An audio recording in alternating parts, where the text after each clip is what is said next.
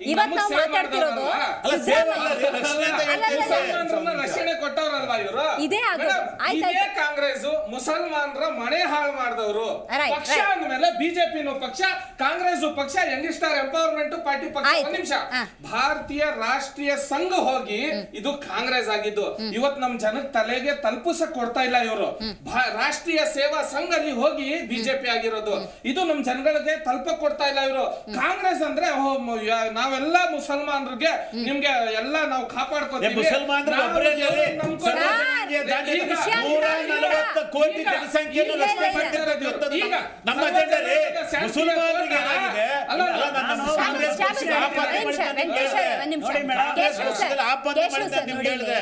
ನಮ್ಮ ಪಕ್ಷ ಆತರ ಅಲ್ಲ. ಇದಕ್ಕಿಂತ ದೊಡ್ಡ ಅವ್ಯವಸ್ಥೆ ಮತ್ತೊಂದಿಲ್ಲ. ಯಾಕೆ ಅಂತ ಹೇಳಿದ್ರೆ, ಇರಿ ಶಾಬಾಜ್ ಅವರೇ, ರಾಜ್ಯದ ಅಭಿವೃದ್ಧಿ ಎಲ್ಲಿ ಅಂತ ಹೇಳಿದ್ರೆ ಗ್ಯಾರಂಟಿ ಅಂದು ಬಿಡ್ತಾರೆ. ಆಯ್ತಾ, ಈ ಕಡೆ ಏನೋ ಒಂದು ವ್ಯತ್ಯಾಸ ಆಗ್ತಿದೆಯಲ್ಲ, ಏನಿದು ಅಂತ ಬಿಜೆಪಿ